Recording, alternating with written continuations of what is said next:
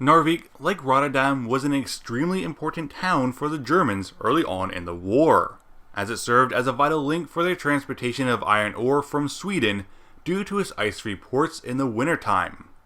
This iron ore was vital to the German war machine, and so in April of 1940, the Germans set out to occupy Norway in order to secure its transportation. Britain was also aware of how important Narvik was to the Germans, and too set out to try and capture it first. Hello everyone, what's going on? Christopher, the video game historian, here with the BF Nations, and with the road to Battlefield 5 underway, I figured it would be a good opportunity to take a look at the history of Narvik, the map we got to play back at EA Play, as well as in the closed alpha.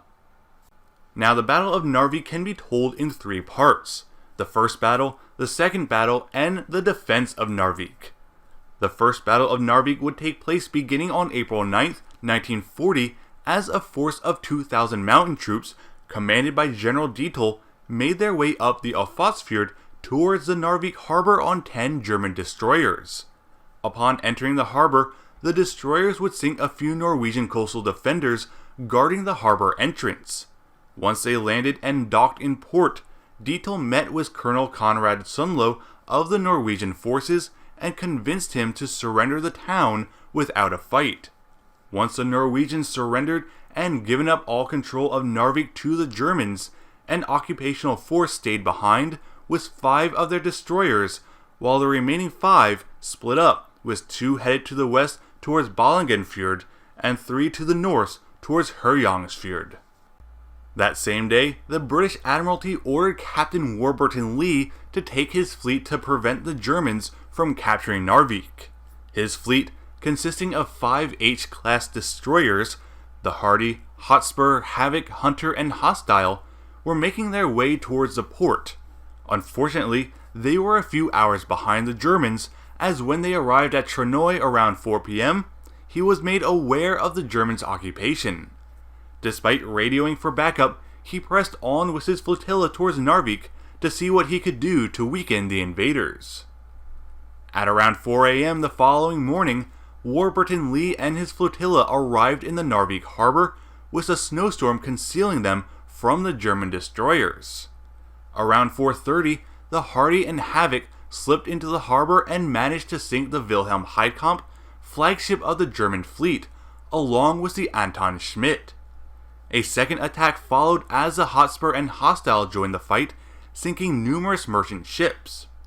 With 2 of the destroyers beneath the water and the remaining 3 heavily damaged, Warburton Lee withdrew his fleet with the idea of staying in the harbor for one more attack before returning to the open sea.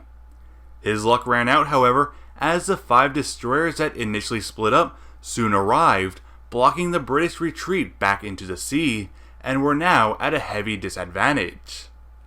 The Hardy was forced to beach itself after taking heavy damage, while the Hunter was outright sunk. The Hostile and Havoc were able to escape after rescuing the crew of the Hotspur, which took on some damage in the battle. While the first battle managed to weaken the German fleet, it didn't do much to secure the harbor. The following day, on April 11th, the British began to make plans to deal with the situation at Narvik, believing that the Germans had 6 destroyers and 2 cruisers in the harbor. That same day, they sent the Penelope cruiser to lead an attack, which failed when she ran aground. On April 12th, the British tried an air assault on the harbor, which was also unsuccessful. Finally, on April 13th, the British had turned their luck around with the Narvik situation when they sent 9 destroyers led by the warship HMS Warspite to Narvik, which kicked off the Second Battle of Narvik.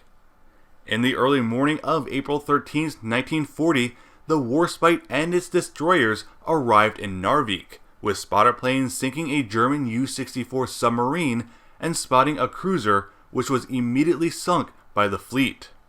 As the British fleet got closer to the harbor around 1 p.m., nearly 2,500 crewmen and sailors of the surviving destroyers managed to escape to the mainland while destroying their own ships in the process. With the German destroyers out of the harbor, the British now had the opportunity to take control of Narvik away from the Germans. On April 14th, Lord Cork, Admiral of the Fleet, and Major General P.J. Mackenzie met for the first time at Harstad to discuss a plan of attack. Cork wanted to launch an immediate amphibious assault while being supported by the guns of the fleet, while Mackenzie wanted to conduct a more careful campaign like that of Gallipoli and Passchendaele. Ultimately, Cork's plan had won out when the French commander of the 1st Chasseurs Light Division had arrived. Unfortunately, this invasion would not begin until mid-May. During the time that Cork and Mackenzie were debating one another, the Norwegian forces were trying their best to counter the superior German army defending Narvik. Despite the fact that the Germans were quite isolated, outnumbered, and badly supplied, with a force of around 5,600, the Norwegians still had difficulty fighting them. It didn't help that Colonel Sunlo was refusing to fight them, nor the fact that the 1st Battalion of Infantry Regiment 12 suffered major casualties in a surprise ambush attack, resulting in a weakened force. It would not be until May that Norwegian forces would learn that the British were planning an invasion, and with that information, turn their sights on Bjørnfjell. As the Norwegians were advancing towards Bjørnfjell, the Allies launched their assault on May 13th, with the Foreign Legion taking the lead and carrying out the first opposed amphibious assault of the war, without taking too many casualties. They managed to capture Bjørkvik to the north before making a push towards Narvik. In the mountains, the Norwegian forces were helping out by threatening the supply lines to the German army from Sweden, and on May 28th, helped support the Foreign Legion in assaulting Narvik. Detail's men made a counterattack but failed and were forced to pull back along the railway lines to the east. While the Allies celebrated their victory, it was too little, too late. The Allies would not have the manpower to retain Narvik for long, as 2 German mountain divisions were advancing quickly from the south as reinforcements. The British tried to hold them off, but unfortunately failed. As the Germans were claiming victory after victory in Belgium and France, the Allies were preparing for an evacuation from Norway. On June 1st, their evacuations began, and by the end of the week, all the British forces, along with the King of Norway, Haakon, were out of the country. With this victory over the British, the Germans would retain their control of Norway until May 1945, when the war ended and the Allies claimed their victory in Europe.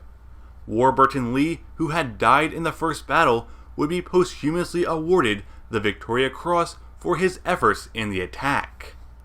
That's all for this week's episode.